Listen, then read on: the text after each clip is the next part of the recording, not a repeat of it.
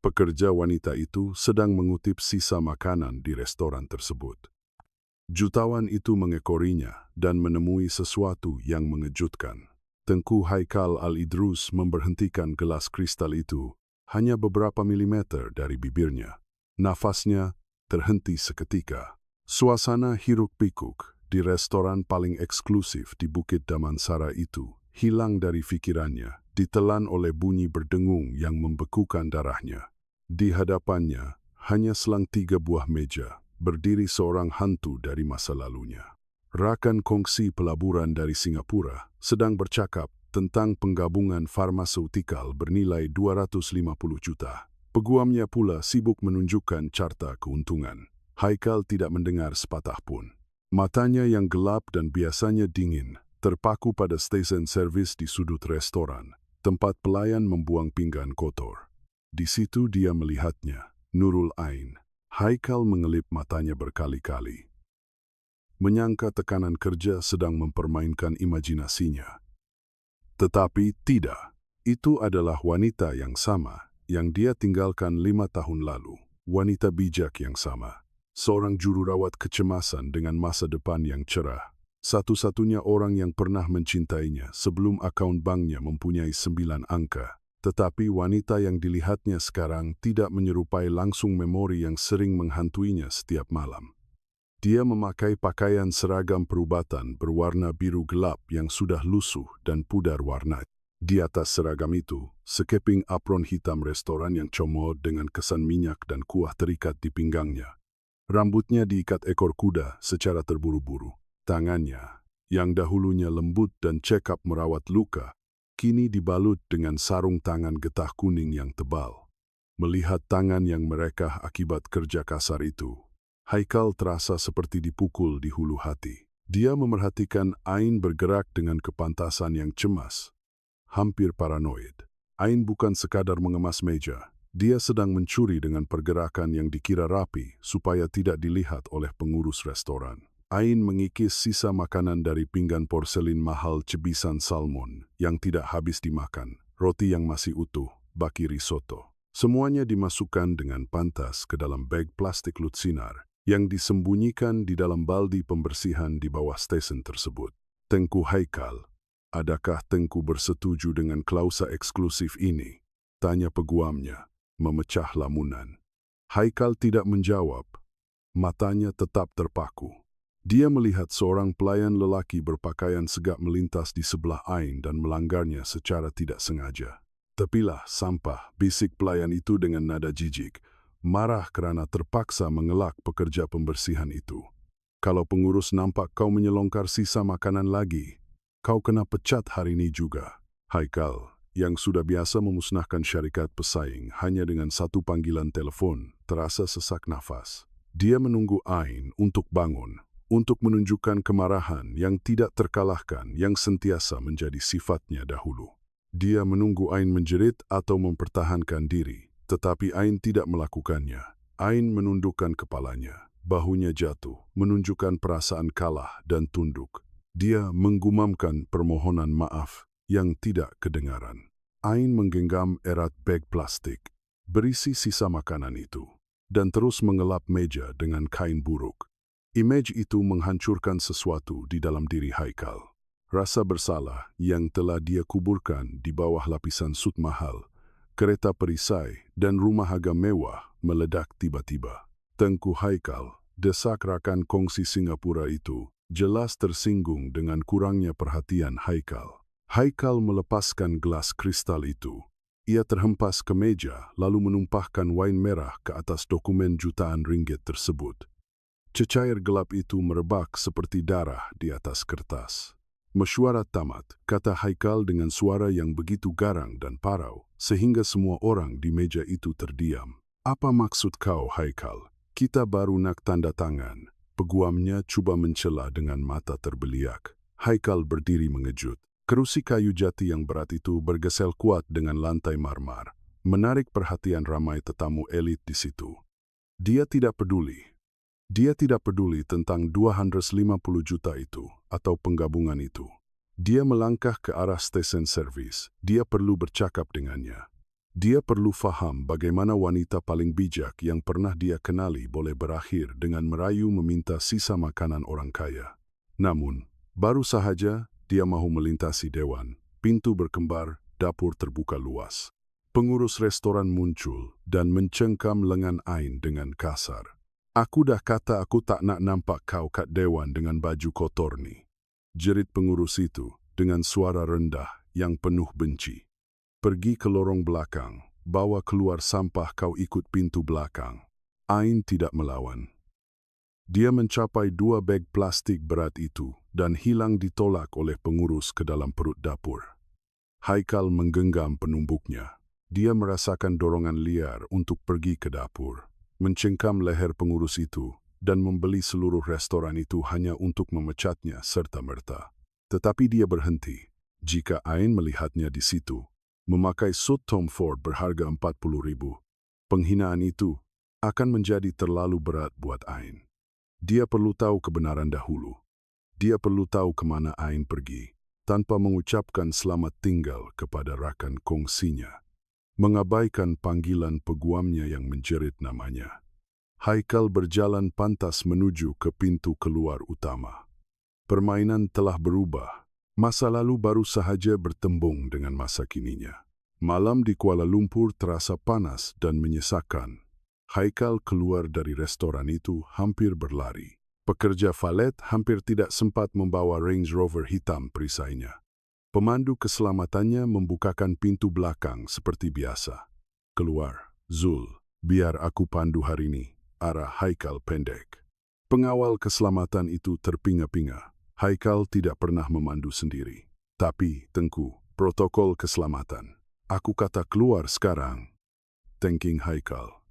Pemandu itu segera patuh.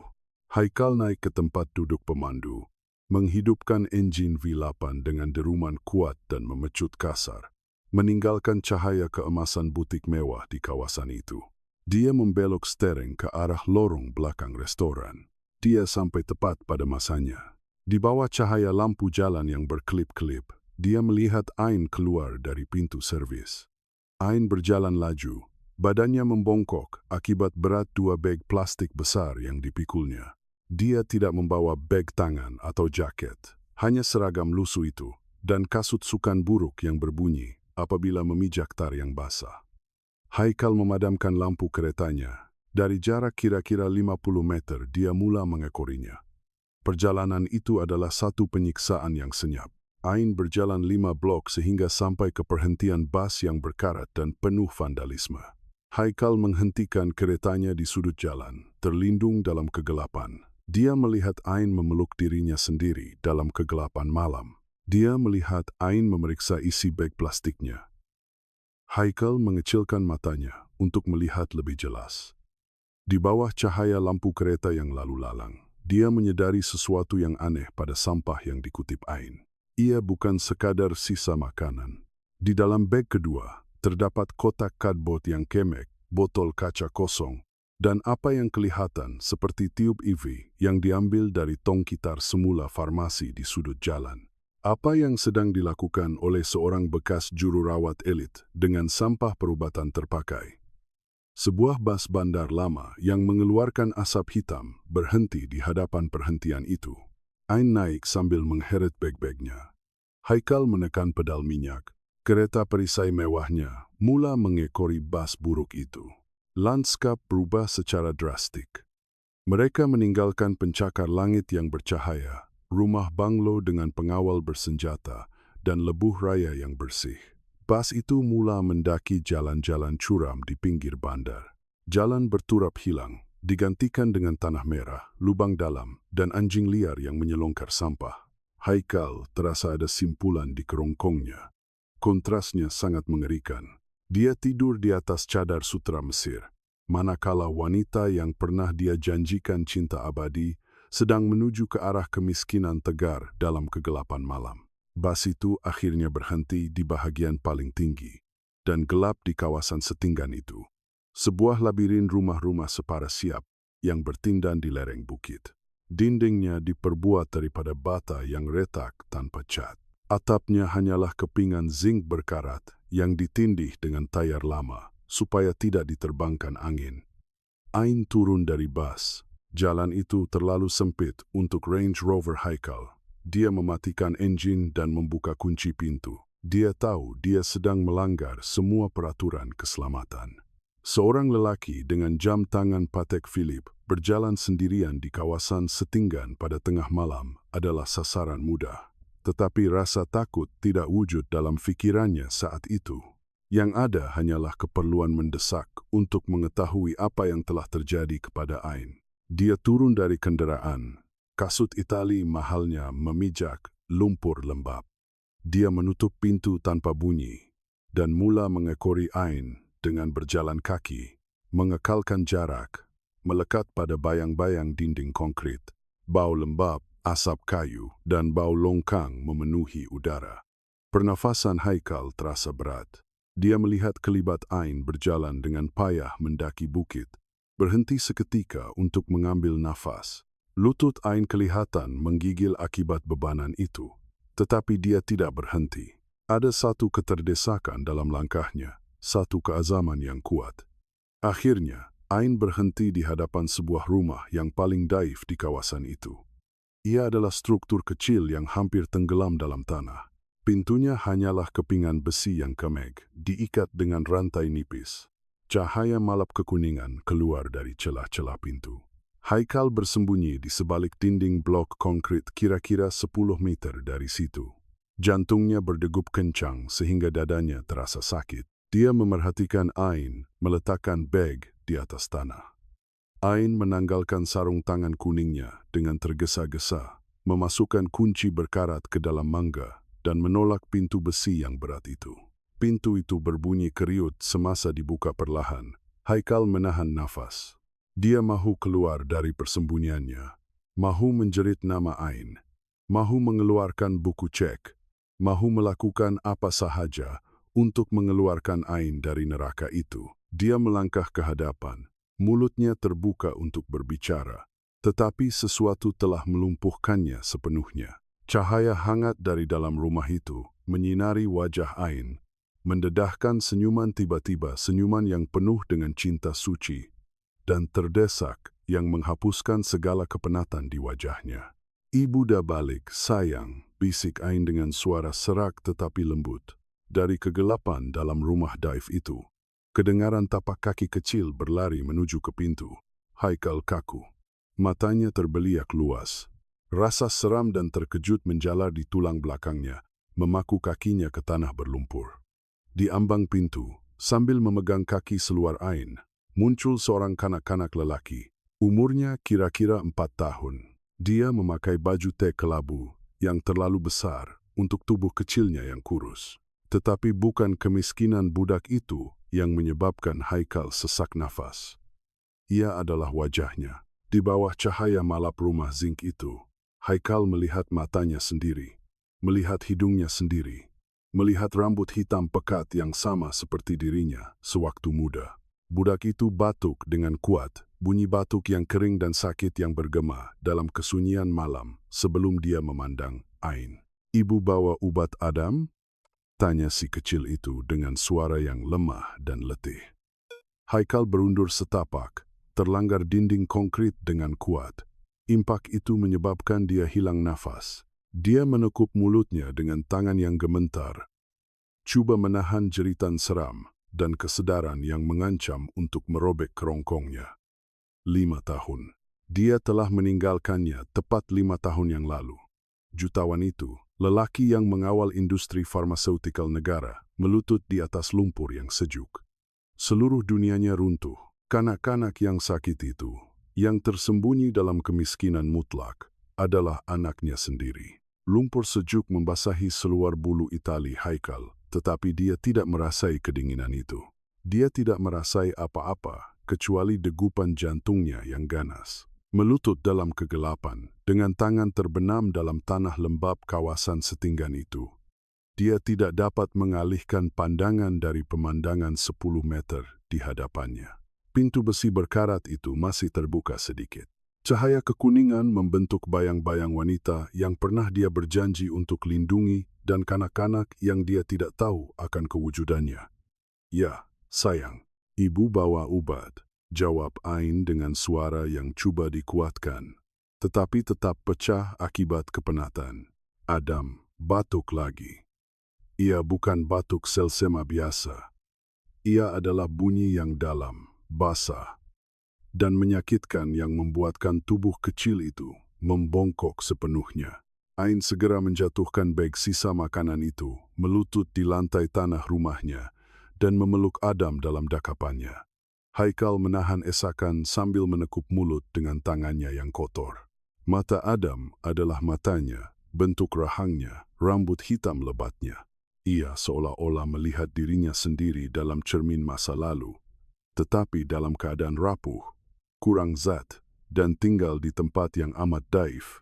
Dada Adam sakit, ibu, gumam budak itu sambil menyembunyikan wajah di leher Ain. Kejap lagi hilanglah sayang. Tengok apa ibu bawa nih. Dari tempat persembunyiannya, Haikal coba memfokuskan penglihatannya. Dia melihat Ain dengan tangan yang gemetar tetapi cekap, membuka beg plastik yang diambilnya dari restoran tadi. Dia bukan mengeluarkan makanan, tetapi botol kaca kosong dan tiup plastik yang diselamatkan dari tong sampah farmasi.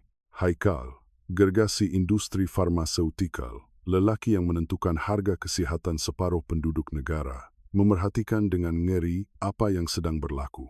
Ain membawa botol-botol itu ke meja kayu kecil yang tempang, mengeluarkan sebotol alkohol, jarum suntikan baharu yang dibelinya dengan wang tip yang sedikit, dan mula membasuh serta mensterilkan tiup terpakai itu dengan ketepatan klinikal. Kemudian dia mengambil 3 botol kecil yang kelihatan kosong. Menggunakan jarum halus, dia menyedot sisa titisan terakhir dari setiap botol, mengumpulkan hampir 1 mililiter cecair lutsinar ke dalam picagari utama. Haikal mengenali label botol itu walaupun dari jauh. Ia adalah Pulmocarex, obat pediatrik generasi terkini untuk masalah pernafasan kronik obat yang dikeluarkan oleh syarikatnya sendiri. Obat yang harganya telah dia naikkan 3 kali ganda tahun lepas untuk memaksimumkan keuntungan sebelum penggabungan dengan Singapura. Rawatan yang kosnya melebihi 10.000 sebulan. Ain, seorang juru rawat cemerlang, sedang mempertaruhkan kebebasannya dengan menyelongkar sampah biologi hanya untuk mengekstrak sisa obat dari botol yang dibuang oleh orang kaya demi memastikan anaknya terus hidup. Anak Haikal, mari. Duduk sini juara ibu, katanya, menyediakan alat nebulizer buatan sendiri yang disambungkan ke picagari tersebut. Budak itu patuh tanpa merungut. Sudah biasa dengan rutin itu. Apabila mesin lama itu mula berbunyi, mengepam obat sisa itu ke dalam paru-paru Adam, Ain menyandarkan badannya ke dinding bata. Dia memejamkan mata, dan buat kali pertama malam itu, setitik air mata mengalir di pipinya yang comot. Haikal mau menjerit, mau bangun, menendang pintu zinc itu, mengeluarkan buku ceknya, dan membeli seluruh hospital malam itu juga. Dia mahu memeluk budak itu dan memohon maaf kepada Ain sehingga hilang suaranya. Dia bersandar pada dinding konkrit, bersedia untuk keluar dari bayang-bayang. Tetapi dia berhenti. Apa yang dia mau katakan? Hello, Ain. Maaf, sebab tinggalkan awak demi harta 5 tahun lepas bila awak kata ada benda penting nak bincang. Dia mau menceroboh rumah mereka dengan memakai suit yang harganya lebih mahal daripada gaji Ain selama 5 tahun. Ain akan lari, atau lebih teruk, menghalaunya keluar, dan Ain berhak melakukannya. Haikal berundur ke dalam kegelapan. Pintu besi itu ditutup perlahan dari dalam. Dengan bunyi keriut logam, memutuskan cahaya, dan meninggalkannya sendirian dalam kedinginan malam. Dia perlu bertindak, tetapi dia perlu melakukannya dengan bijak. Kemiskinan Ain tidak masuk akal. Dia adalah juru rawat terbaik generasinya. Dia sentiasa dicari oleh hospital swasta terbaik. Menjadi tukang cuci sisa makanan bukan sekadar nasib malang. Ia adalah sesuatu yang mustahil secara statistik. Seseorang telah memusnahkan hidupnya, dan Haikal akan menyiasat siapa. Dia berjalan kembali ke keretanya. Kasut italinya sudah hancur, sutnya penuh lumpur, tetapi mindanya sedang bekerja dengan pantas. Dia menghidupkan enjin V8. Deruman itu memecah kesunyian pagi. Dia mengeluarkan telepon satelitnya dan mendial nomor sulit. Ia berdering 2 kali. Ya, Tengku Haikal. Suara di hujung talian itu kasar dan profesional, tanpa tanda mengantuk walaupun jam menunjukkan pukul 3 pagi. Zul, aku nak semuanya, segalanya. Tentang siapa Tengku? Nurul Ain binti Roslan, bekas jururawat di Hospital Pantai. Aku nak tahu di mana dia berada sepanjang 5 tahun lepas. Di mana dia bekerja. Siapa yang ambil dia bekerja? Siapa yang pecat dia? Akaun banknya? Rekod perubatannya? Aku nak tahu siapa yang jual roti kat dia dan siapa yang kutip bil air dia. Aku nak semua ni atas meja aku pukul 7 pagi nanti. Dan Zul, ya Tengku, kalau kau dapat tahu ada siapa yang sakitkan dia, aku nak nama orang tu ditulis dengan dakwat merah. Matahari Kuala Lumpur memancar ke tingkap kaca besar pejabat korporat Al-Idrus. Tetapi pejabat utama di tingkat 40 itu diselubungi kedinginan. Haikal tidak tidur sesaat pun. Dia berdiri di hadapan tingkap, memandang bandar di bawahnya, masih memakai sut yang sama yang terkena lumpur malam tadi.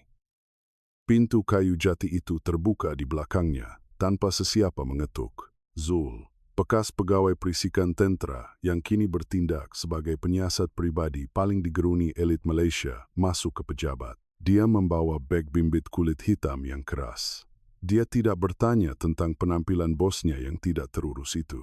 Dia hanya berjalan ke meja kaca dan meletakkan folder tebal. Bunyinya bergema seperti tembakan dalam kesunyian pejabat. Sukar untuk dikesan Tengku Haikal, kata Zul sambil berpeluk tubuh. Seseorang telah bersusah payah untuk memadamkan wanita ini dari peta. Mereka bukan mahu membunuhnya. Mereka mahu memastikan dia tidak dapat hidup. Haikal berpusing perlahan. Matanya merah. Dia berjalan ke meja dan membuka folder tersebut. Muka surat pertama adalah gambar Ain yang diambil 5 tahun lalu. Dia tersenyum dengan seragam putihnya yang bersih. Muka surat kedua adalah gambar yang diambil semalam. Ain keluar dari lorong belakang restoran sambil memikul beg sampah. Kontras itu bagaikan tikaman terus ke dada Haikal. Jelaskan. Arah Haikal dengan suara serak. Nurul Ain tidak berhenti kerja, Tengku. Lesennya dibatalkan. Tepat 4 tahun 11 bulan yang lalu. Haikal membuat pengiraan dalam mindanya serta-merta. Sebulan selepas dia meninggalkan Ain dan berkahwin dengan Sharifah Sofia untuk mengukuhkan empayar keluarga mereka. Kenapa? Tanya Haikal sambil menyelak helaian yang penuh dengan cop mahkamah dan dokumen peguam. Dia dituduh melakukan kecuaian perubatan yang teruk dan mencuri ubat narkotik di Hospital Pantai. Tuduhan itu sangat berat. Menurut Fail, dia dituduh mencuri morfin dan ubat pediatrik mahal dari inventori untuk dijual di pasaran gelap. Dia didakwa memalsukan rekod dan membahayakan nyawa pesakit. Haikal menghentam penumbuknya ke meja kaca dengan begitu kuat sehingga meja itu bergegar. Itu tipu, jeritnya dengan kemarahan yang tidak terkawal. Ain takkan buat macam tu. Kerjanya adalah hidupnya. Dia lebih rela mati kebuluran daripada mencuri 1 pil pun daripada pesakit. Ini semua rancangan jahat. Saya tahu, Tengku. Jawab Zul dengan tenang, tidak terkesan dengan ledakan kemarahan itu. Lembaga perubatan pun tahu. Pada masa itu mereka kekurangan bukti kukuh. Mereka mahu menggugurkan kes tersebut. Tetapi kemudian ada pihak campur tangan. Haikal kaku. Peluh dingin mengalir di tengkuknya. Dia memandang penyiasat itu. Siapa? Zul menghulurkan tangan, mengambil satu dokumen dari belakang folder dan menolaknya ke atas meja. Ia adalah pemindahan bank antarabangsa bernilai 3 juta kepada akaun pribadi pengarah Hospital Pantai. Bertarikh pada hari yang sama lesen perubatan Ain dibatalkan selama-lamanya. Nama pengirim wang itu jelas tertera di kepala surat bank. Amanah keluarga Megat. Nafas Haikal terhenti. Dunianya berpusing. Megat, nama keluarga istrinya, Sofia. Istri Tengku sekarang, Sharifah Sofia binti Megat, yang menguruskan amanah itu pada ketika itu, sambung Zul seolah-olah sedang membaca ramalan cuaca. Tetapi itu bukan semuanya. Cik Ain cuba mencari kerja di hospital kerajaan, klinik kecil, malah farmasi biasa. Setiap kali dia mendapat temu duga, firma guaman keluarga Megat akan menghantar surat ancaman saman jutaan ringgit atas tuduhan melindungi seorang penjenayah kepada mana-mana klinik yang berani mengambilnya bekerja. Haikal terduduk di kerusi kulitnya. Laporan itu adalah satu hukuman mati. Sofia bukan sekadar memecatnya. Dia memburu Ain secara sistematik, menutup setiap pintu, menyekat setiap peluang, mencekiknya sehingga satu-satunya pilihan yang tinggal buat salah seorang jururawat terbaik negara adalah mengutip sampah di restoran supaya tidak mati kebuluran. Kenapa? Bisik Haikal. Kenapa sampai macam ni sekali? Sofia dah menang. Aku dah kahwin dengan dia. Empayar farmaseutikal ni dah bersatu. Ain tak pernah cari kami. Kenapa nak musnahkan dia sampai macam ni? Zul terdiam seketika. Wajahnya yang biasanya keras menunjukkan sedikit rasa simpati. Dia menyelak muka surat terakhir laporan itu. Ia adalah rekod perubatan kecemasan dari sebuah klinik kecil di pinggir bandar bertarikh 4 tahun setengah yang lalu. Sijil kelahiran. Sebab Cik Ain tidak bersendirian apabila Tengku tinggalkan dia. Tengku Haikal, kata Zul dengan suara yang sangat rendah. Syarifah Sofia mendapat tahu apa yang Tengku sendiri tidak tahu. Nurul Ain sedang mengandung. Dan keluarga Megat tidak akan membenarkan seorang anak luar nikah menggugat warisan dan kawalan mutlak monopoli farmaseutikal yang mereka bina bersama Tengku. Kesunyian di tingkat 40 itu menjadi sangat pekat. Haikal mengambil sijil kelahiran itu dengan tangan yang menggigil. Di situ tertera dengan dakwat hitam, nama bayi, Adam bin Roslan. Ruangan nama bapa dikosongkan secara menyedihkan. Haikal memejamkan matanya dan imej Adam yang batuk dalam kegelapan di rumah zinc menggunakan nebulizer kitar semula dari sampah, melanggarnya seperti kereta api laju. Anaknya, pewaris sah kepada seluruh empayar kaca dan keluli yang sedang dia duduki. Isterinya tahu.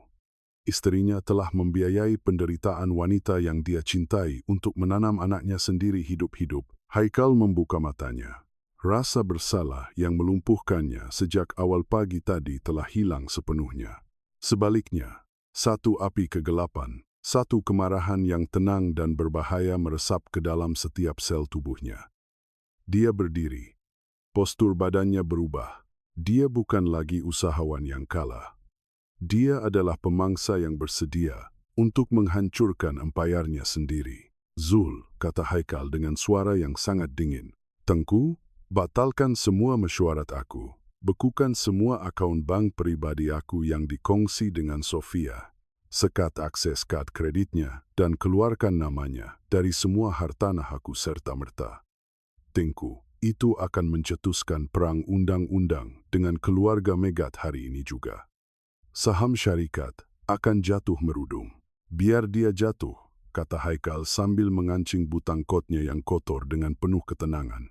Aku nak keluarga tu tinggal di jalanan sebelum tengah malam ni. Aku sanggup bakar syarikat ni sampai jadi abu kalau perlu. Haikal mengambil kunci keretanya dan berjalan dengan langkah teguh menuju ke pintu. Tengku nak kemana? Tanya Zul. Haikal berhenti di bingkai pintu. Matanya bersinar dengan azam yang garang. Pergi cari seorang pengurus restoran, kemudian ambil balik keluarga aku. Deruman enjin V8 bergema di dinding kaca daerah kewangan KL. Tengku Haikal memandu seperti orang dirasuk. Dia mereda jalan-jalan elit di Bukit Damansara, mengabaikan lampu isyarat. Tayar Range Rovernya berdecit kuat apabila dia membrek mengejut di hadapan restoran tersebut. Dia tidak menunggu valet. Dia membiarkan enjin hidup, menghalang laluan kereta mewah lain, dan menolak pintu kayu jati restoran itu dengan kekuatan yang menggegarkan kaca. Restoran itu penuh dengan pelanggan waktu makan tengah hari. Ahli korporat, ahli politik, dan golongan sosialit memenuhi meja, tetapi Haikal tidak melihat mereka. Matanya melilau seperti pemangsa mencari mangsa, dan kemudian dia mendengarnya. Suara dari lorong yang menyambungkan dewan utama dengan dapur. Suara nyaring yang penuh dengan penghinaan. Aku dah kata meja kat beranda tu jangan lap guna kain ni, bodoh. Jerit pengurus itu.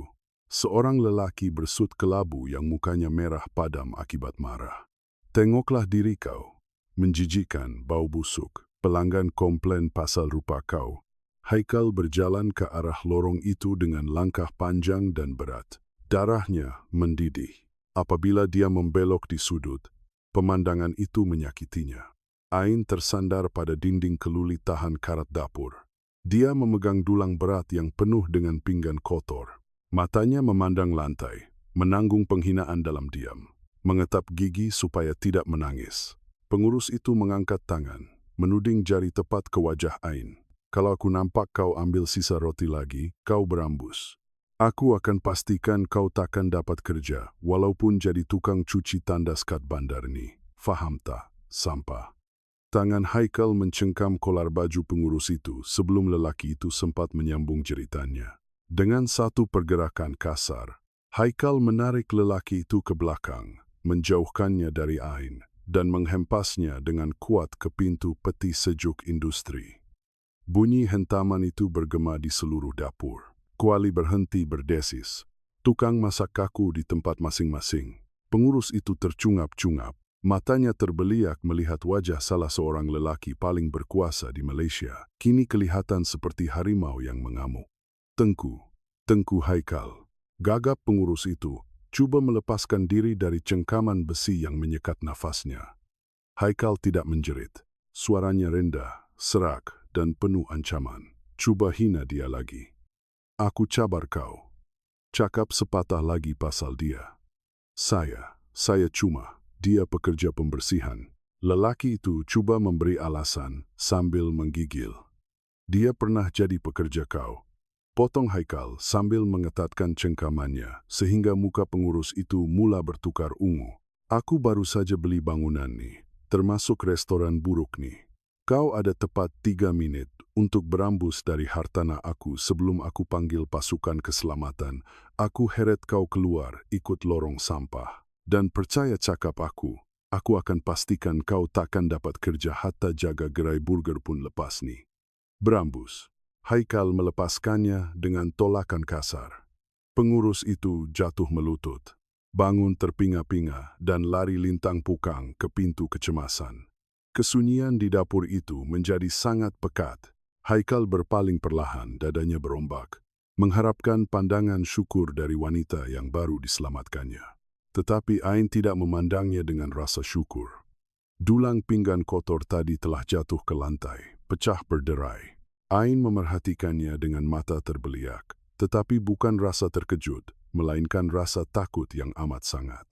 Ain berundur setapak, memijak serpihan kaca tanpa peduli. Pernafasannya laju dan tidak menentu. "Ain," bisik Haikal sambil melangkah ke hadapan, menghulurkan tangan yang menggigil. Segala kuasa dan kemarahan tadi hilang. "Ain, tolonglah." Ain menggelengkan kepalanya dengan panik. Dia berpaling dan berlari. Ain menolak pintu keluar servis dan meluru ke lorong belakang. "Ain, tunggu," jerit Haikal mengekorinya. Matahari petang yang terik menyinari lorong belakang yang berbau sampah dan lembab. Haikal keluar dan melihat Ain cuba membuka mangga basikal lamanya dengan terdesak. Haikal mencapainya dalam 3 langkah. Dia memegang lengan Ain dengan lembut, takut Ain akan patah. "Lepaskan aku," jerit Ain dengan suara yang meruntuhkan jiwa. Dia berpusing dan menolak dada Haikal dengan kedua-dua tangannya sekuat hati. Haikal terundur ke belakang, terkejut dengan reaksi Ain. "Jangan sentuh aku, jangan berani sentuh aku." Ain menjerit dengan air mata kemarahan mengalir di pipinya yang comot. "Kenapa kau datang? Nak hina aku lagi? Nak tengok betapa hinanya hidup aku? Kau dah nampak kan? Kau dah nampak apa jadi kat aku? Sekarang berambus." "Ain, dengar dulu. Sumpah, aku dah tahu semuanya. Aku pergi rumah awak malam tadi. Aku ikut awak. Aku nampak Adam." Kata-kata itu seperti tembakan jarak dekat. Ain terus kaku. Wajahnya pucat lesi. Tangannya yang memakai sarung tangan plastik kuning jatuh ke sisi, menggigil tanpa henti. "Aku nampak semuanya." "Ain," sambung Haikal dengan suara pecah, melangkah perlahan ke arahnya dengan air mata bergenang. Aku nampak apa awak buat dengan picagar itu. Aku nampak ubat sisa yang awak ambil. Aku nampak macam mana syarikat aku sendiri sedang membunuh anak tu secara perlahan. Aku tahu pasal lesen awak. Aku tahu pasal hospital pantai. Aku tahu Sofia punya angkara. Ain memejamkan mata dan melepaskan esakan yang merobek hati Haikal. Ain menutup wajahnya dengan tangan yang kotor, terduduk layu di dinding bata lorong itu. Dia bukan lagi singa yang marah. Dia adalah wanita yang sudah hancur. Keletihan sehingga ke tulang sumsum akibat peperangan yang dia lawan sendirian dalam kegelapan selama 5 tahun. Haikal mendekatinya. Dia mahu memeluk Ain, mahu menyembunyikannya dari dunia. Tetapi dia tahu dia tidak layak, tidak selepas apa yang telah dia lakukan. Maafkan aku, bisik Haikal. Dan buat kali pertama dalam hidupnya, lelaki yang mengawal empayar itu menangis di hadapan orang lain. Maafkan aku. Aku tak tahu. Aku sumpah demi nyawa aku, Ain. Aku tak tahu dia musnahkan hidup awak. Aku tak tahu lesen awak kena tarik. Ain mengangkat wajahnya perlahan. Matanya yang merah dan bengkak memandang Haikal dengan kebencian yang mendalam. Apa gunanya maaf kau, Haikal? Ain meludah kata-kata itu. Maaf kau tak boleh beli ubat anak aku. Maaf kau tak boleh hilangkan demam dia. Maaf kau tak boleh padamkan malam-malam. Aku kena tidur kat kaki 5 sebab orang upahan istri kau buru aku. Haikal terasa dunianya berpusing. Orang upahan apa? Tanya Haikal dengan rasa kosong di perutnya. Ain, cakap perkara sebenar. Budak tu, Adam, dia anak aku. Kesunyian di lorong itu menjadi sangat berat, hanya dipecahkan oleh bunyi trafik jauh dan nafas mereka berdua. Ain memandang tepat ke mata Haikal. Ya, Haikal, kata Ain dengan suara yang tajam seperti pisau bedah. Dia anak kau. Kata-kata itu terapung di udara, berat dan muktamad. Haikal berundur setapak dengan langkah goyah. Pengesahan itu adalah satu tamparan hebat. Lututnya terasa lemah. Dia meraup rambutnya. Tidak mampu memproses tragedi yang dicipta oleh cita-citanya sendiri. Anak. Dia mempunyai seorang anak berusia 4 tahun. Seorang anak yang tinggal di rumah zinc, yang bernafas menggunakan ubat kitar semula dari sampah biologi manakala dia tidur di banglo RM40 juta. Kenapa awak tak beritahu? Tanya Haikal dengan suara pecah. Kenapa awak tak cari aku? Aku sanggup tinggalkan Sofia. Aku sanggup batalkan semuanya. Kalau aku tahu awak mengandung. Ain ketawa pahit. Aku dah cuba, jawab Ain. Matanya tajam memandang Haikal. Kau ingat tak hari kau tinggalkan aku? Hari kau ajak aku jumpa kat kafe mewah tu cuma nak beritahu hubungan kita tak sesuai dengan rancangan korporat keluarga kau. Aku pergi hari tu dengan alat ujian kehamilan dalam beg aku. Isku, aku nak beritahu. Tapi kau tak bagi aku peluang bercakap. Kau bagi aku cek, pampasan emosi. Dan suruh aku jangan ganggu hidup kau lagi. Memori itu melanggar Haikal dengan kuat keangkuhan masa mudanya. Kedinginannya hanya untuk membuktikan kepada ayahnya yang dia boleh menjadi pemimpin yang kejam. Dia membenci dirinya sendiri saat itu lebih daripada sesiapa pun. Walaupun macam tu, aku tetap cari kau beberapa minggu lepas tu. Sambung Ain, suaranya bergetar menahan marah. Aku pergi pejabat kau. Aku pergi bangunan korporat kau. Jaga tak bagi aku masuk. Dan petang tu juga aku kena sekat. Haikal mengangkat mukanya, rasa seram kembali di matanya. Siapa sekat awak? Ain memeluk dirinya sendiri seolah-olah lorong yang panas itu tiba-tiba menjadi ais. Satu van hitam, macam kereta kau. Mereka sekat jalan aku, masa aku balik kerja dari hospital pantai. 2 orang lelaki bersut turun. Mereka heret aku masuk ke dalam van. Haikal berhenti bernafas. Penumbuknya digenggam erat sehingga buku 5-nya memutih. Sofia ada kat dalam, kata Ain. Menyebut nama itu seperti racun. Dia pakai baju pereka terkenal, cermin mata hitam, dan senyuman yang buat aku rasa nak muntah. Dia tahu pasal bayi itu. Dia ada laporan perubatan sulit aku yang aku sendiri tak pernah benarkan, dan dia ada pistol. Jantung Haikal seolah terhenti. Salah seorang lelaki itu pegang tangan aku. Sambung Ain dengan suara yang semakin perlahan. terperangkap dalam memori ngeri itu. Sofia keluarkan pistol kecil warna perak. Dia acu terus ke perut aku, tepat ke tempat anak kau sedang membesar, Haikal. Dia pandang mata aku tanpa tinggikan suara. Dia kata, kalau aku cuba hubungi kau, atau sebut anak tu anak kau, dia takkan bunuh aku. Dia kata dia akan tunggu budak tu lahir. Kemudian dia akan lemaskan budak tu depan mata aku, supaya aku hidup dengan bayangan tu seumur hidup. Satu bunyi geraman yang gelap dan primitif keluar dari dada Haikal. Image istrinya mengacukan pistol ke perut Ain, yang mengandung membuatkan darahnya mendidih dengan dendam yang membara. Sofia tarik lesen perubatan aku sebulan lepas tu, sambung Ain dengan air mata yang kini mengalir laju. Mereka tuduh aku mencuri. Aku kena buang kerja. Bila aku cuba cari peguam bantuan guaman, mereka ugut tuan rumah aku dan aku kena halau keluar. Aku kena tidur kat depan ATM masa aku mengandung 8 bulan. Aku terpaksa sorokan Adam kat bawah jambatan masa dia lahir pramatang. Semuanya sebab waris keluarga Mega tak nak anak haram kotorkan nama syarikat. Haikal melutut di atas jalan tar yang kotor itu. Dia tidak peduli lagi pada sutnya, statusnya, atau maruahnya. Dia memegang kaki Ain dan menyembunyikan wajahnya di kain seluar Ain yang lusuh, menangis dengan esakan yang menggoncangkan tubuhnya. Maafkan aku. Rintih Haikal yang sudah hancur.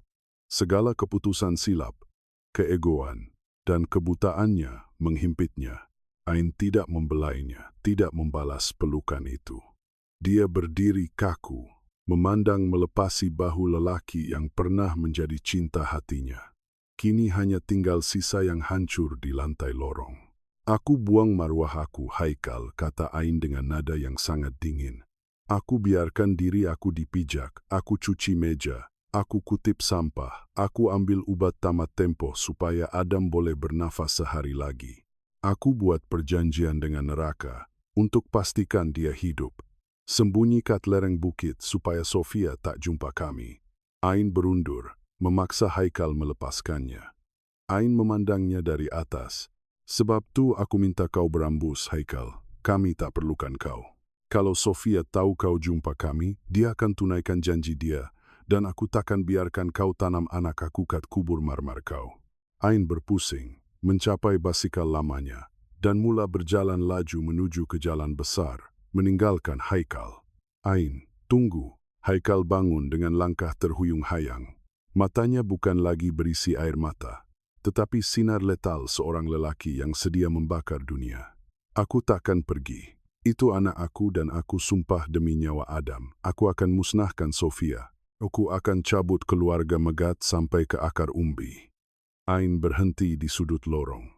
Dia tidak berpaling, cuma memusingkan sedikit kepalanya. Adam dah tak banyak masa, Haikal. Ubat kitar semula tu dah tak berkesan. Paru-paru dia dah mula gagal. Simpanlah dendam jutawan kau tu. Aku cuma nak anak aku boleh bernafas. Dan tanpa berkata apa-apa lagi, Ain hilang dalam kesibukan pejalan kaki, meninggalkan Haikal sendirian di lorong gelap itu. Jutawan itu kaku seketika.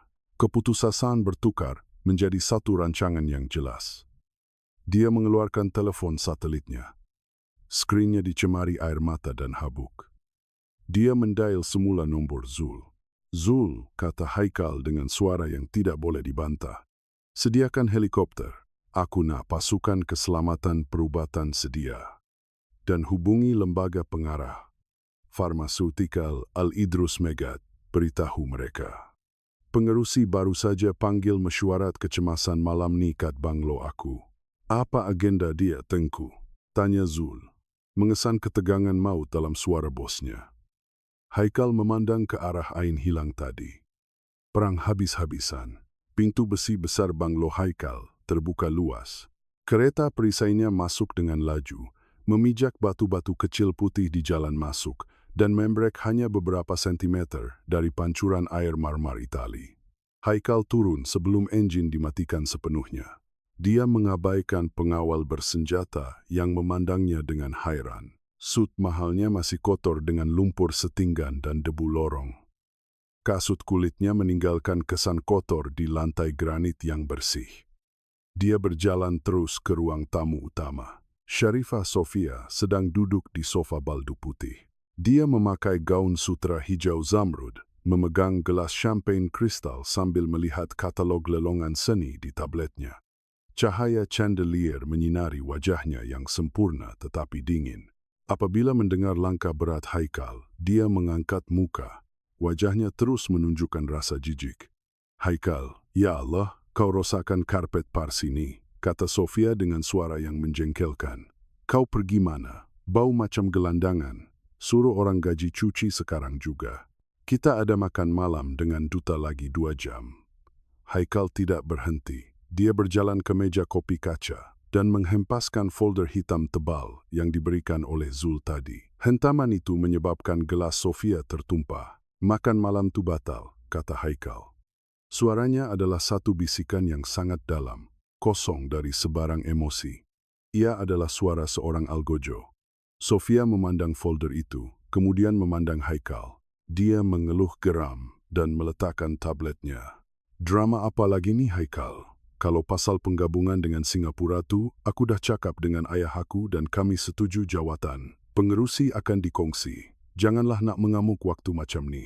Haikal membongkok ke meja, meletakkan kedua-dua tangannya yang kotor di atas kaca, merapatkan wajahnya ke wajah Sofia. "Buka folder tu, Sofia." Nada suara Haikal berbeza kali ini. Ia bukan tekanan korporat biasa. Ada satu kegelapan di matanya yang Sofia tidak pernah lihat. Dengan pergerakan yang anggun dan perlahan, Sofia membuka folder tersebut. Gambar sijil kelahiran Adam berada di atas sekali, bersebelahan dengan salinan pemindahan bank dari amanah pribadinya kepada pengarah hospital pantai. Kesunyian di ruang tamu mewah itu menjadi sangat pekat. Bunyi air di luar rumah terasa sangat kuat. Haikal memerhatikan setiap reaksi di wajah istrinya. Dia mengharapkan rasa panik, penafian, atau air mata palsu. Tetapi Sofia hanya menutup folder itu dengan tenang. Dia mengambil kain napkin untuk mengelap champagne di jarinya dan memandang Haikal tepat ke mata. "Wah, ambil masa 5 tahun juga kau nak tahu ya. Aku ingat anjing pengawal kau tu lebih cekap." Sinisme kata-katanya adalah seperti tembakan tepat. Haikal mengetap giginya. "Kau mengaku." Geram Haikal. Darahnya terasa panas di dahi. "Kau mengaku kau musnahkan hidup wanita tak bersalah. Kau mengaku kau acu pistol kat perut wanita yang mengandungkan anak aku." Sofia berdiri sambil memperbetulkan gaun sutranya. Dia tidak berundur. "Anak kau." Sofia ketawa kecil yang sangat sinis. "Tolonglah Haikal, budak haram tu tak ada nilai apa-apa pun. Dia cuma kesilapan seorang lelaki lemah yang tak tahu kedudukan diri sendiri bila keluarga aku melabur berbilion ringgit untuk selamatkan syarikat kau dari muflis. Kami buat semua tu bukan untuk kau main pondok-pondok dengan juru rawat miskin. Itu darah daging aku." Jerit Haikal sambil menghentam meja kaca sehingga retak di tengahnya. Sofia tidak berkelip pun. "Dia tu parasit." Jerit Sofia balik dengan mata yang bersinar dengan rasa bangga diri. Satu beban, satu ancaman terus kepada saham syarikat. Kalau perempuan tu buka mulut, skandal tu akan hancurkan penggabungan kita sebelum ia bermula lagi. "Aku buat apa yang kau tak berani buat. Aku bersihkan sampah kau. Aku lindungi empayar kita. Kau patut melutut berterima kasih," kataku. Haikal memandangnya, dan buat kali pertama dalam 5 tahun perkahwinan mereka, dia melihat raksasa sebenar yang dia kongsi katil setiap malam. Raksasa yang diperbuat daripada ais dan sifat tamak. "Kau sakit," bisik Haikal sambil berdiri tegak perlahan-lahan. Kemarahan meledak tadi digantikan dengan ketenangan yang membeku. "Aku pragmatik," jawab Sofia sambil berpeluk tubuh. "Dan kalau kau rasa drama ni akan ubah apa-apa, kau salah besar. Budak tu masih sembunyi kat lubang kemiskinan dia. Perempuan tu masih lagi penjenayah yang kena tarik lesen. Dan aku masih ada 49% undi dalam lembaga pengarah. Kalau kau cuba ceraikan aku, kalau kau cuba iktiraf budak sampah tu sebagai anak kau, aku akan jatuhkan saham syarikat esok juga. Aku akan buat kau tinggal sehelai sepinggang." Haikal tidak menjerit, dia tidak menghina. Dia hanya memasukkan tangan ke dalam poket seluarnya yang kotor. Dah terlambat untuk tu, Sofia. Sofia mengerutkan dahi, keliru buat kali pertama. Apa maksud kau? Haikal mengeluarkan teleponnya dan menunjukkan skrin kepada Sofia. Ada satu email yang telah dihantar kepada seluruh lembaga pengarah, bank antarabangsa, dan media keuangan negara. Masa aku dalam perjalanan balik tadi, Zul dah laksanakan protokol Omega, kata Haikal, menikmati saat warna wajah Sofia mula hilang. Aku dah bekukan semua akaun korporat. Aku dah pindahkan kecairan dari amanah kau ke akaun luar pesisir bawah kawalan aku seorang. Dan aku baru saja bocorkan dokumen rasuah kau kepada pengarah hospital pantai, kepada pihak media. Mata Sofia terbeliak. Perasaan panik akhirnya memecahkan topeng kecantikannya. Kau gila. Itu penipuan. Kau akan musnahkan syarikat ni. Kau akan musnahkan diri kau sendiri. Aku yang bina syarikat ni, dan aku sanggup bakar dia sampai jadi abu sebelum aku bagi kau 1 sen pun. Tegas Haikal sambil melangkah ke hadapan, memaksa Sofia berundur. Kau dah tak ada duit lagi, Sofia. Kau dah tak ada kuasa. Kad kau dah kena sekat. Pengawal kau sekarang bekerja untuk aku saja. Haikal, kau tak boleh buat macam ni. Ayah aku akan hancurkan kau kat mahkamah. Biar dia cuba. Kau ada 10 minit untuk kemas baju sutera kau dan berambus dari rumah aku. Kalau kau masih ada kat sini bila jam berbunyi, aku akan biarkan Zul heret kau keluar ikut taman depan. Depan semua juru gambar yang tengah tunggu kat luar sekarang. Haikal membelakanginya, meninggalkan Sofia menggigil ketakutan, terperangkap dalam kehancuran sekelip mata. Haikal berjalan ke arah tangga utama. Peperangan baru saja bermula. Tetapi sekurang-kurangnya dia sudah memotong kepala ular itu. Sekarang hanya satu perkara yang penting. Adam, pejabat pribadi Haikal di tingkat 3 banglo itu gelap gulita. Satu-satunya cahaya datang dari skrin komputer di mejanya, menunjukkan carta saham farmaseutikal Alidrus Megat mula menjunam selepas skandal itu tersebar. Haikal menanggalkan kotnya yang kotor dan mencampakkannya ke lantai. Dia membuka butang kolarnya, merasa seolah-olah buat pertama kali dalam beberapa tahun dia boleh bernafas semula. Dia telah meletupkan bom nuklear dalam hidupnya sendiri. Tetapi dia tidak rasa menyesal. Dia rasa terdesak. Dia menekan interkom mejanya. Zul, masuk talian. Ya, Tengku. Sofia dah pergi. Dia tinggalkan kawasan rumah 2 menit lepas naik teksi. Pemandu kita ada arahan untuk tidak bawa dia. Dia tengah histeria. Peguam ayah dia dah mula serang talian kita, mengancam dengan tindakan jenayah. Abaikan mereka. Aku tak peduli pasal saman tu. Aku nak kau cari pasukan pakar paru-paru pediatrik terbaik di Kuala Lumpur. Beli masa mereka. Beritahu mereka aku akan bayar 3 kali ganda gaji tahunan mereka. Sediakan helikopter kat Bumbung sekarang. Kita nak pergi ke lereng bukit tu. Aku nak bawa Ain dan Adam keluar dari rumah Zing tu malam ni juga. Sama ada dia mau atau tidak. Baik Tengku. Protokol pemindahan. Bunyi deringan telefon bimbit pribadi Haikal memotong kata-kata Zul. Haikal melihat skrin. Ia adalah nombor yang tidak dikenali. Jantungnya berdegup kencang. Rasa seram menjalar di tengkuknya. Dia menjawab dengan tangan yang menggigil. Hello? Di hujung talian tidak ada ucapan salam, hanya bunyi kecoh penggera perubatan, tangisan jauh dan suara menjerit. Kemudian suara Ain, pecah dan hancur sepenuhnya. Haikal. Ain terseduh. Suaranya penuh keputusasaan. Haikal berdiri mengejut, kerusinya terjatuh ke belakang. Ain. Apa jadi? Awak kat mana? Tolong saya. Haikal. Tolong saya. Rayu Ain di antara tangisan yang tidak terkawal. Marwah yang dia pegang teguh di lorong tadi sudah hilang sepenuhnya. Adam dah tak bernafas. Haikal, Adam tak bernafas. Seluruh dunia Haikal seakan berhenti. Pejabat mewahnya terasa mengecil. Apa maksud awak tak bernafas? Cakap betul-betul Ain. Awak kat mana? Kat Hospital Besar KL, bahagian kecemasan. Ain tercungap-cungap. Ubat sisa yang aku kitar semula tu. Ubat tu dah tercemar. Adam kena reaksi alergi yang teruk. Paru-paru dia gagal. Anak aku tengah nazak, Haikal. Tolonglah. Jangan biarkan dia mati. Dia takkan mati, jerit Haikal. Merasa seolah-olah hatinya diragut keluar. Dia berlari ke pintu pejabat. Aku dalam perjalanan. Beritahu doktor suruh bertahan. Aku akan pindahkan dia ke klinik swasta aku sekarang juga. Tak sempat nak pindah, jerit Ain, suaranya ditelan panik.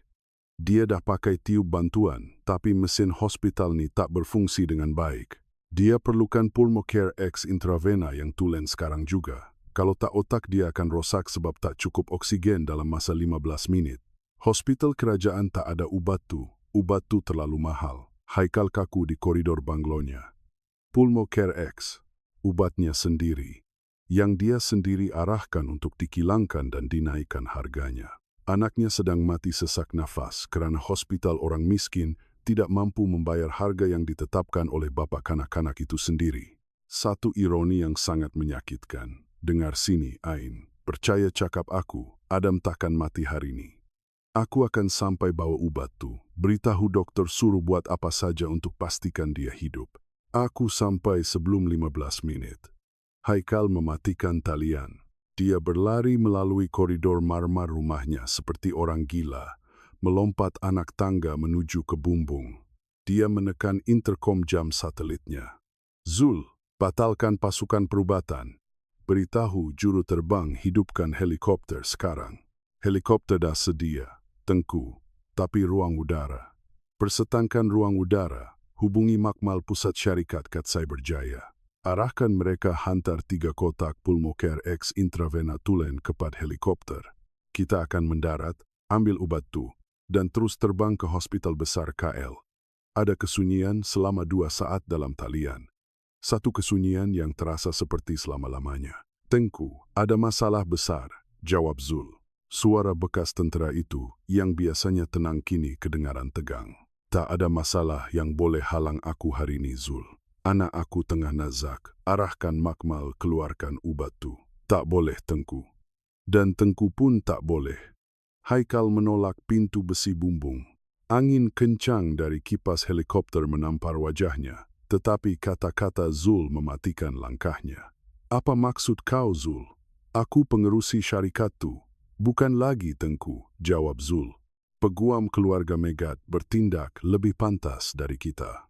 Mereka baru saja dapat perintah sekatan persekutuan. Sebab Tengku bekukan akaun tanpa perintah mahkamah, Sofia berjaya yakinkan hakim yang Tengku tengah mengalami ketidakstabilan mental dan cuba sabotaj penggabungan. Jantung Haikal berdegup kencang. Apa maknanya dalam bahasa muda, Zul? Cakap, maknanya hakim dah bekukan semua akses biometrik Tengku. Pintu Makmal Pusat di Cyberjaya baru saja dikunci secara elektronik. Pengawal kat sana ada arahan persekutuan untuk tidak benarkan Tengku atau saya masuk. Inventori ubat khas, termasuk Pulmocare X, berada di bawah kunci undang-undang. Kalau kita mendarat kat sana dan cuba ambil ubat tu, pengawal ada arahan untuk melepaskan tembakan. Haikal memandang helikopter hitam di hadapannya. Duitnya, kuasanya, pengaruhnya semuanya hilang pada saat nyawa anaknya bergantung padanya. Sofia telah memasang perangkap yang sempurna. Sofia bukan saja mahu memusnahkannya secara keuangan. Dia mahu membiarkan anak Haikal mati lemas, manakala Haikal hanya mampu melihat dari luar makmalnya sendiri. Jam berdetik. Tinggal 13 menit. Haikal mengetap giginya sehingga terasa rasa darah di mulutnya. Beritahu juru terbang, berlepas sekarang, Zul. Tengku, saya amarkan, kalau kita mendarat kat Makmal tu, kita akan kena tangkap sebelum sempat sentuh peti besi ubat tu. Kita dah tak ada kuasa undang-undang. Kita tak perlukan kuasa undang-undang. Zul. Geram Haikal berjalan ke arah helikopter di bawah ribut angin dengan pandangan lelaki yang sudah tidak mempunyai apa-apa untuk rugi lagi. Kita perlukan kuasa senjata. Beritahu pasukan kau, isi peluru. Kita akan serbu syarikat kita sendiri.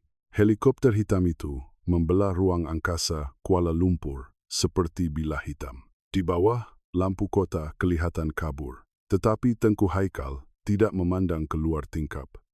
Matanya terpaku pada jam tangannya. 9 menit.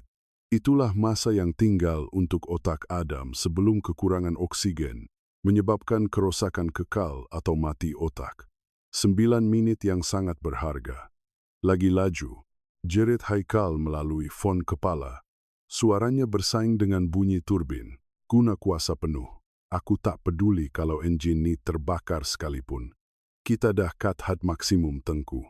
Jawab juru terbang yang sedang berpeluh sejuk sambil mengemudi helikopter mengelak bangunan tinggi. Saya nampak zon industri Cyberjaya, tapi lampu pad helikopter Makmal pusat warna merah. Mereka dah aktifkan protokol sekatan udara. Melalui cermin depan kabin, Haikal melihat kompleks kaca dan keluli hitam yang merupakan jantung empayar farmaseutikalnya. Lampu amaran berkelip-kelip di bumbung. Dan lebih teruk lagi, di bawah lampu kecemasan, satu pasukan keselamatan taktikal pribadi sedang bersiap sedia di sekitar landasan pendaratan. Mereka memakai jaket kalis peluru, topi keledar balistik, dan memegang rifle yang dihalakan terus ke langit. Orang-orangnya sendiri kini dikawal oleh perintah Persekutuan Sofia. Mendarat, arah Haikal sambil membuka tali pinggang keselamatannya. Tengku, mereka ada arahan untuk tembak kalau kita mendarat, jerit juru terbang ketakutan. Zul, yang duduk di hadapan Haikal, menarik picu senjatanya dengan bunyi klik logam yang menakutkan. 4 orang pengawalnya melakukan perkara yang sama. Mendarat sekarang, atau aku tembak kau dulu, tegas Zul. Juru terbang menelan air liur, melakukan pusingan tajam dan menjatuhkan helikopter dengan laju. Kaki helikopter menghentam konkrit bumbung dengan kuat sehingga menggegarkan seluruh struktur. Sebelum kipas berhenti berpusing, Haikal menendang pintu dan melompat keluar ke bumbung. Berhenti di situ, Tengku Haikal, jerit Kapten Pasukan Keselamatan di bawah melalui pembesar suara. Berbelas penunjuk laser merah tertumpu pada dada Haikal dan kepala Zul. Kami ada perintah sekatan persekutuan. Kompleks ini ditutup, turun dari landasan, dan letakkan tangan di atas kepala. Haikal tidak berhenti. Dia tidak angkat tangan, malah tidak berkelip pun, di hadapan berbelas rifle yang dihalakan ke arahnya. Dia berjalan terus ke arah mereka dengan langkah yang teguh, seperti dewa perang yang sedang mengamuk. Zul dan pasukannya bergerak melindunginya, membentuk perisai manusia dengan senjata di tangan, bersedia untuk mencetuskan pertumpahan darah di atas bumbung bangunan korporat mereka sendiri. Tembaklah kalau kau berani, Ramli, jerit Haikal, mengenali kapten pengawal itu. Tembak dan aku sumpah aku akan bunuh korang semua sebelum mayat aku jatuh ke tanah. Anak aku tengah nazak kat hospital, dan aku datang nak ambil ubat dia. Tepi dari jalan aku, Kapten Ramli teragak-agak, jarinya menggigil di picu. Dia bekerja untuk syarikat itu, ya, tetapi Tengku Haikal adalah syarikat itu. Kemarahan dalam mata jutawan itu bukan kemarahan seorang eksekutif yang terdesak, tetapi kemarahan seorang bapa yang sedia bermandi darah. Ramli menurunkan muncung rifle-nya sedikit. Itu sudah cukup, beri jalan, jerit kapten itu kepada anak buahnya. Mereka menurunkan senjata dan memberi laluan. Haikal melintasi mereka tanpa menoleh, diikuti rapat oleh Zul, menendang pintu akses lift. Tingkat B3. Peti simpanan sejuk keselamatan tinggi, arah Haikal sebaik masuk ke lift kaca. Zul melakukan kad akses induknya. Lift turun dengan laju, melangkaui tingkat demi tingkat dalam beberapa saat. Kesunyian dalam lift itu sangat menyesakan. Haikal melihat jamnya, 7 menit. Pintu lift terbuka di tingkat bawah tanah. Udara dari tingkat B3 itu sangat sejuk. Di hadapan mereka berdiri sebuah pintu bulat dari titanium tulen setebal 2 meter yang tertanam dalam dinding konkrit. Itulah peti simpanan ubat-ubat paling berharga, termasuk Pulmocare X. Haikal berlari ke panel kawalan sisi, meletakkan tapak tangannya pada pengimbas biometrik, dan merapatkan matanya ke pembaca retina. Lampu hijau mengimbas wajahnya. Sistem berbunyi bip. Haikal menahan nafas, mengharapkan bunyi mekanikal pintu itu terbuka. Sebaliknya, lampu hijau bertukar menjadi merah pekat. Satu suara sintetik wanita bergema. Akses ditolak, kelayakan biometrik dibekukan, penutupan keselamatan mengikut arahan lembaga pengarah.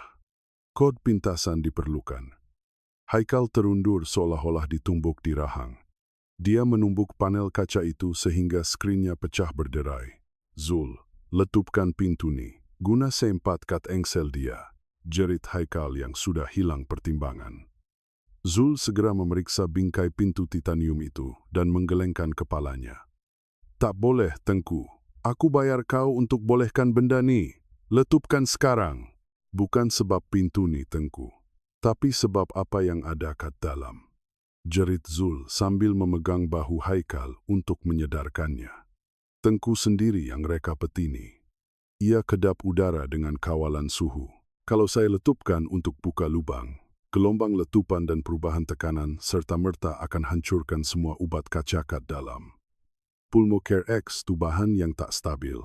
Ia akan jadi debu kalau kita letupkan pintu ni. Seluruh dunia Haikal seolah runtuh.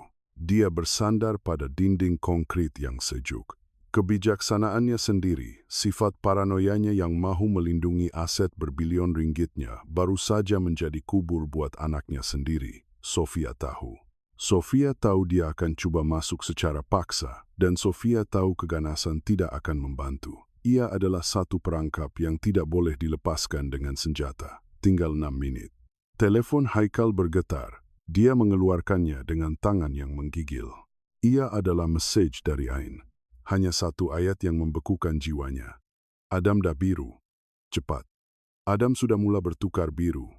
Oksigen sudah tidak sampai ke organnya.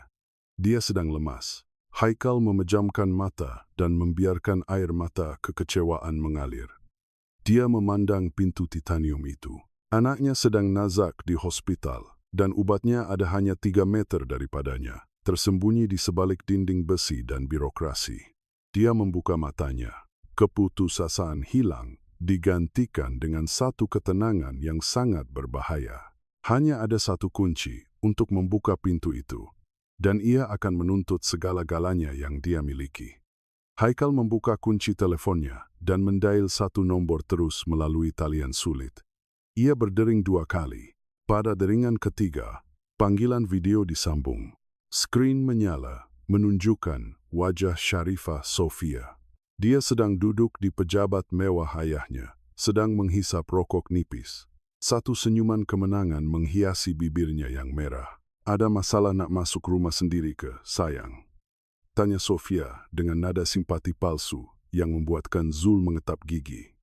Haikal tidak membuang masa. Dia tidak menjerit atau menghina. Setiap saat yang dia habiskan untuk ego adalah sesaat oksigen yang dia curi dari anaknya. Apa kau nak? Tanya Haikal dengan suara yang datar, memegang telepon di hadapan wajahnya. Sebutkan harganya, Sofia. Sebutkan nombornya. Apa yang kau nak untuk kau type kod tu sekarang juga? Sofia menghembuskan asap rokoknya perlahan-lahan ke arah kamera. Wah. Mana perginya harimau yang halau aku dari banglo dia tadi? Mana perginya lelaki yang nak bakar duniaku? Ejek Sofia sambil membongkok sedikit ke hadapan. Kau kata kau dah ambil semuanya, Haikal. Tapi nampaknya kau lupa yang lembaga pengarah boleh batalkan akses keselamatan kau. Kalau aku buktikan kau adalah risiko kepada syarikat dan menyerbu makmal sendiri dengan tentera upahan bersenjata, nampaknya hakim setuju dengan aku. 5 menit, Sofia. Anak aku mati dalam 5 menit. Sebutkan harganya. Sofia mematikan senyumannya. Matanya menjadi tajam. Segala-galanya, kata itu bergema di dinding konkrit tingkat B3. Aku nak 51% saham kau yang ada hak mengundi, kata Sofia dengan kelajuan seekor hiu yang menghidu darah. Aku nak paten eksklusif untuk Pulmocare X dan semua ubat yang tengah dibangunkan. Aku nak banglo Bukit Damansara tu. Aku nak akaun pelaburan kat luar negara. Dan aku nak tanda tangan kau kat surat peletakan jawatan mutlak sebagai CEO, menyerahkan kawalan penuh dan selama-lamanya kepada keluarga aku. Zul, yang mendengar tuntutan itu, melangkah ke hadapan dengan cemas. Tengku, jangan buat, ini membunuh diri secara kewangan. Aset Tengku bernilai lebih 15 bilion. Tengku akan tinggal sehelai sepinggang. Tengku takkan ada duit walaupun nak bayar minyak helikopter ni untuk balik. Haikal mengangkat tangan, menyuruh Zul diam. Dia tidak mengalihkan pandangan dari skrin telepon. Hantar kontrak digital tu, arah Haikal tanpa ragu. Sofia mengangkat kening, terkejut kerana tidak ada bantahan langsung. Peguam aku dah sediakan, kata Sofia sambil menekan kekunci di komputernya. Dah ada dalam email kau. Kontrak pintar. Sebaik saja sistem sahkan tanda tangan biometrik kau. Saham akan dipindahkan dan kod peti simpanan tu akan dilepaskan secara otomatik. Telepon Haikal berbunyi bip. Dia membuka email tersebut. Di situ, terdapat beratus-ratus halaman bahasa undang-undang yang direka untuk merompak setiap sen yang dia pernah perolehi dalam masa 20 tahun. Seluruh hidupnya, statusnya, empire-nya semuanya diringkaskan dalam satu dokumen PDF. Dia meletakkan ibu jarinya pada pengimbas telepon. Untuk seketika dia teragak-agak, teringatkan mesyuarat lembaga, rasa hormat orang ramai, jet pribadi, dan takhta yang dia pegang sejak kematian ayahnya. Dan kemudian dia teringat rumah zinc itu. Dia teringat mata hitam kecil Adam yang memandangnya dalam kegelapan, batuk berdarah. Dia teringat Ain yang melulut mencuci sampah. Haikal menekan ibu jarinya pada skrin, mengesahkan tanda tangan. Pemindahan selesai. Bunyi notifikasi. Di komputer Sofia kedengaran. Haikal baru saja memberikan 15 bilion dalam masa 3 saat. Dia baru saja memusnahkan dirinya sendiri. Satu penghormatan berurusan dengan kau, Haikal, kata Sofia, dengan mata yang bersinar penuh ketamakan, lalu mematikan panggilan. Ada sesaat kesunyian di bawah tanah itu. Zul menahan nafas, dan kemudian, klak, klak, klak. Slot mekanikal pada pintu titanium itu mula tertarik masuk. Penggera merah terpadam. Digantikan dengan lampu putih lembut. Dengan bunyi desisan udara, pintu bulat besar itu terbuka perlahan. Haikal tidak menunggu ia terbuka sepenuhnya. Dia menyelit masuk ke dalam bilik beku itu. Udara sejuk bersuhu 30 darjah di bawah sifar membakar paru-parunya, tetapi dia tidak peduli. Dia berlari ke arah rak keluli. Baris 3, Section B, Pediatrik Kritikal. Di situ terdapat sebuah kotak kecil berwarna biru terang dengan logo syarikat yang bukan lagi miliknya. Pulmocare X, intravena. Dia mencapainya dengan kedua belah tangan, merasa seolah-olah ia lebih berharga daripada semua emas di dunia. Dia berlari keluar dari peti itu, menolak Zul ke arah lift. Ke helikopter sekarang, jerit Haikal. Mereka naik ke bumbung seperti kilat. Haikal melompat masuk ke kabin helikopter sebelum ia benar-benar mendarat dengan stabil. Ke hospital besar KL. Arahnya sekuat hati sambil memeluk kotak biru itu di ribanya. Kita ada 4 menit. Kalau kau tak sampai dalam 3 menit, aku campak kau keluar dari pintu ni. Helikopter itu berlepas dengan sudut yang sangat tajam, meninggalkan bangunan korporat itu, meninggalkan kekayaannya, meninggalkan lelaki yang dia pernah jadi. Manakala lampu kota Kuala Lumpur melintasi pandangannya dengan laju, Haikal memeluk kotak biru itu ke dadanya, mengotorkan logo ubat itu dengan darah dan lumpur dari sutnya. Dia telah kalah dalam perang korporat, dia telah kehilangan tahtanya. Tetapi buat pertama kali dalam hidupnya yang kosong itu, Tengku Haikal merasa seperti seorang raja yang sebenar. Tahan, Adam. Bisiknya kepada ruang kosong sambil memandang langit malam Kuala Lumpur. Ayah dah datang. Hospital besar KL muncul di ufuk seperti sebuah blok konkrit kelabu yang kusam dan daif, diterangi lampu Kalimantan yang berkelip-kelip. Jam Haikal menunjukkan tepat 2 menit 40 saat. Tak ada landasan helikopter, Tengku. Jerit juru terbang melalui fon kepala dengan nada ketakutan ketika helikopter itu menjunam ke arah pusat bandar KL yang padat. Bumbung hospital ni penuh dengan antena dan kabel elektrik. Kita tak boleh mendarat kat situ. Haikal menjengguk keluar dari pintu yang terbuka. Angin kencang menampar wajahnya, hampir meragut kotak biru di tangannya.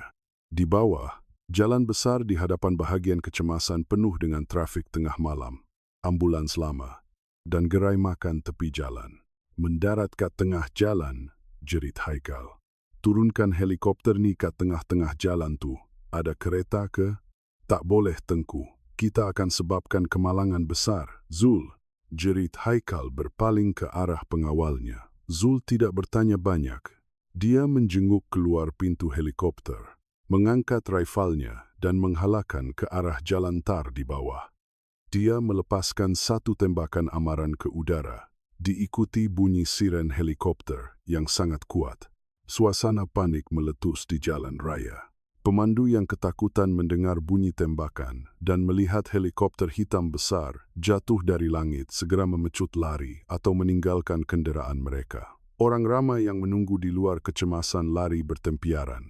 Helikopter itu turun seperti burung pemangsa, memutuskan kabel elektrik di jalan dengan bilahnya.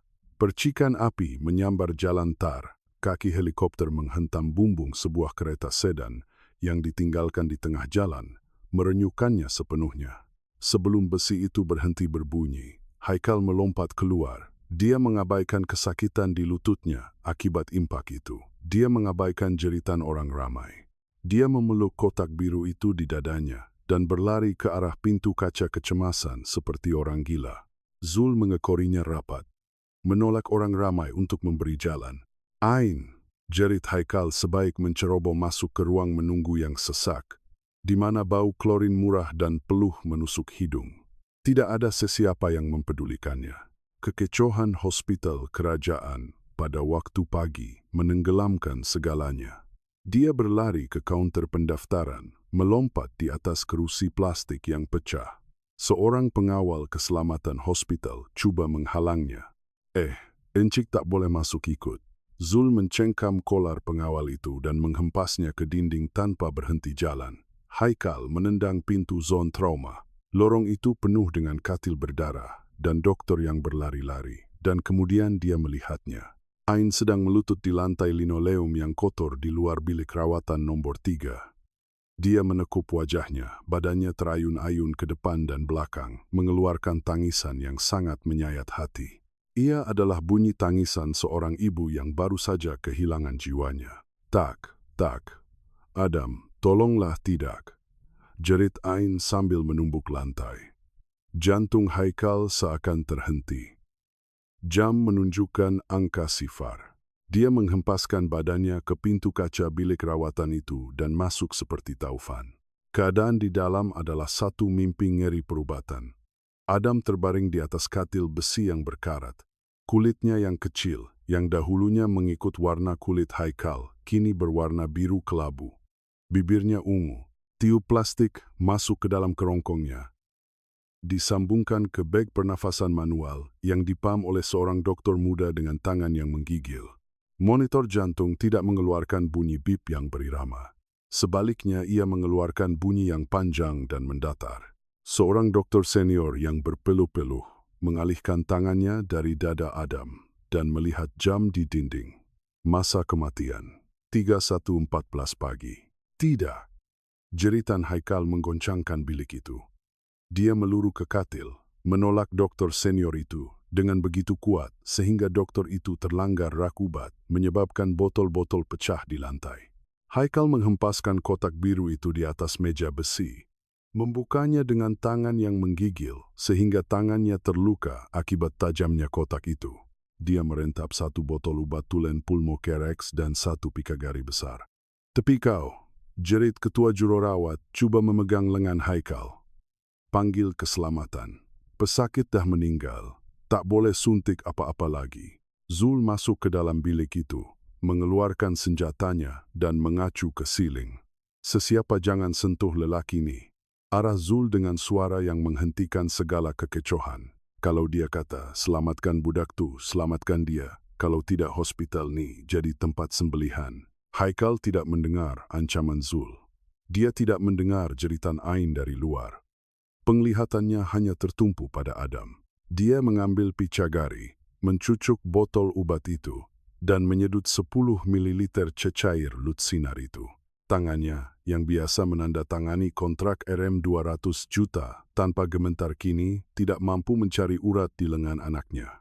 Haikal. Suara Ain yang serak kedengaran di belakangnya. Ain sudah masuk ke bilik itu. Dia melihat botol obat dengan logo syarikat itu. Dia melihat darah Haikal pada botol itu. Dia melihat garis mendatar pada monitor. Naluri ibu dan kemahiran sebagai bekas jururawat terbaik bangkit semula di sebalik rasa takut. Ain mendekat, menolak tangan Haikal dengan lembut dan mengambil picagari itu. Dia tidak ragu-ragu. Dia menyuntik obat itu terus ke tiub IV di leher Adam dan menekan picagari itu sehingga habis. Cecair penyelamat itu hilang dalam darah Adam. Urut jantung, arah Ain dengan suara yang dingin dan tegas, memandang dokter muda yang kaku tadi. Urut jantung sekarang supaya darah bawa obat itu pusing satu badan. Dokter muda itu tersedar. Meletakkan 2 jarinya di dada Adam dan mula menekan. 1, 2, 3, 4. Haikal berundur setapak, bersandar pada dinding yang sejuk, merasa kakinya tidak mampu berdiri lagi. Dia tidak boleh bernafas. Setiap saat terasa seperti penyiksaan. Dia memandang garis hijau mendatar di skrin monitor, merayu kepada Tuhan yang sudah lama dia lupakan. 10 saat tidak ada apa-apa. 15 saat. Adam masih biru. 20 saat. Kesunyian kematian menguasai bilik itu. Haikal memejamkan mata, bersedia untuk kegelapan total, bersedia menerima balasan atas segala keegoannya selama 5 tahun ini. Dia telah hilang empayarnya demi sesuatu yang sia-sia. Dia sudah terlambat. Dan kemudian, bip, Haikal membuka matanya mengejut. Bip, bip.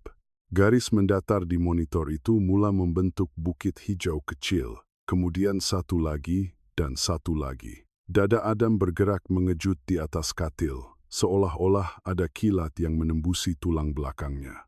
Matanya yang kecil terbuka luas, mencari udara dengan penuh terdesak. Dokter muda itu segera mencabut tiub di kerongkongnya. Serta-merta, Adam menarik nafas.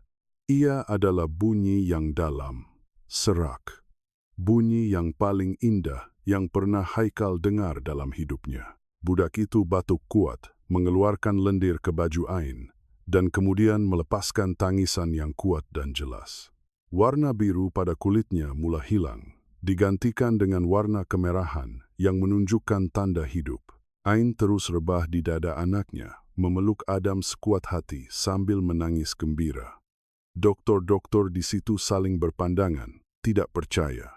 Mereka baru saja menyaksikan keajaiban perubatan melalui obat yang mereka tidak pernah pegang sebelum ini. Haikal jatuh terduduk di lantai hospital yang kotor itu. Lelaki yang pernah memiliki 15 bilion itu menyembunyikan wajahnya di lutut dan mula menangis teresak-esak. Bahunya tergoncang. Dia telah kehilangan syarikatnya. Dia telah kehilangan hartanya, rumahnya, dan masa depannya. Tetapi bunyi monitor itu terus berbunyi kuat dan berirama. Bip, bip, bip. Haikal tersenyum dalam tangisannya. Dia tidak pernah merasa sekaya ini seumur hidupnya. Fajar menyingsing di Kuala Lumpur dengan warna oranye dan ungu yang terang. 4 minggu telah berlalu. Skandal keuangan terbesar dekad ini masih menguasai tajuk berita. Lembaga pengarah farmaseutikal yang kini dipimpin Sofia menyadari hadiah beracun yang ditinggalkan Haikal. Ya, Sofia ada kawalan penuh. Dia ada paten, tetapi Haikal telah mengosongkan dana penyelidikan dan membatalkan kontrak antara bangsa sebelum dia menyerahkan tahtanya. Sofia bukan mewarisi empayar, tetapi sebuah kotak kosong dan hutang berbilion. Saham syarikat jatuh menjunam. Keluarga Megat berada di ambang kemusnahan, terhimpit oleh siasatan rasuah hospital yang dibocorkan Haikal. Tetapi bagi Haikal, semua itu tidak bermakna lagi.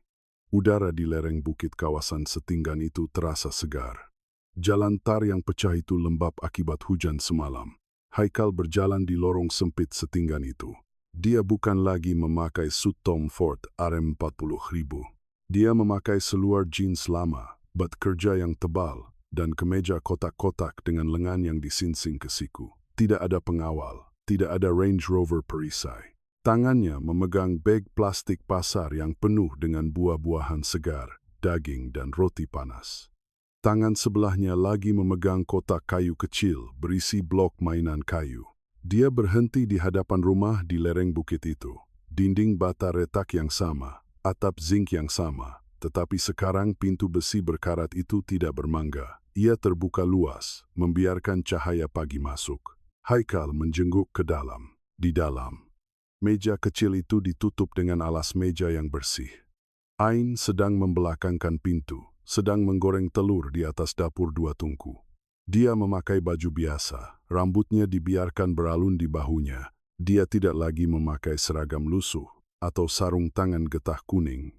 Di bawah meja, duduk di atas lantai tanah yang bersih, adalah Adam. Budak itu nampak lebih berisi. Matanya yang bulat dan hitam, salinan wajah ayahnya, sedang fokus bermain dengan sebuah kereta mainan plastik yang hilang satu tayar. Pernafasannya kedengaran tenang dan sempurna. Haikal mengetuk perlahan bingkai pintu besi itu. Ain berpusing.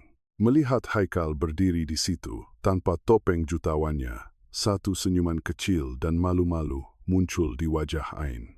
Rasa marah dan benci sudah mula sembuh. Haikal telah menyerahkan seluruh dunianya demi nyawa anak mereka. Dan Ain tahu itu. Luka itu akan mengambil masa untuk sembuh sepenuhnya. Mungkin bertahun-tahun. Tetapi tembok ais itu sudah mula pecah. Adam mengangkat muka apabila mendengar bunyi itu. Matanya terpaku pada lelaki tinggi di pintu. Dia melepaskan kereta mainannya, bangun dengan laju dan berlari ke arah pintu dengan langkah kecilnya yang tergesa-gesa. Haikal segera menjatuhkan beg barang dapur itu di tanah. Dia melutut sebelah kaki dan membuka tangannya tepat pada waktunya. Impak badan kecil Adam yang melanggar dadanya adalah kekuatan paling besar yang pernah Haikal rasakan di alam semesta ini. Budak itu memeluk leher ayahnya, menyembunyikan wajahnya di bahu Haikal, bernafas dengan kuat. Haikal memejamkan mata dan mencium rambut hitam Adam. Dia menghidu bau sabun murah dan bau kehidupan yang suci. Dia memeluk Adam erat. Air matanya mengalir lagi, tetapi kali ini air mata seorang lelaki yang bebas. "Hello, juara," bisik Haikal dengan suara yang penuh cinta paling murni yang boleh dirasai manusia. Adam menjauhkan sedikit badannya, memandang mata Haikal, dan tersenyum lebar tanpa rasa sakit atau takut. "Ayah bawa mainan kayu Adam?" tanya budak itu sambil menunjuk ke kotak kayu di lantai. Perkataan ayah itu terapung di udara rumah zinc yang daif itu. Ia tidak bergema di Dewan Marmar, tidak disebut di hadapan waris korporat atau lembaga pengarah. Ia disebut di jantung kemiskinan, di mana Haikal Al-Idrus akhirnya menemui satu-satunya kekayaan sebenar dalam hidupnya. Haikal membalas senyuman itu, mengambil mainan kayu tersebut dan mendukung anaknya, mengangkatnya seolah-olah Adam adalah anugerah paling suci di dunia. Dia masuk ke dalam rumah, di mana bau kopi dan kehangatan keluarga menantinya. Empayar kaca itu telah hancur menjadi abu, tetapi empayar darah daging baru saja bermula.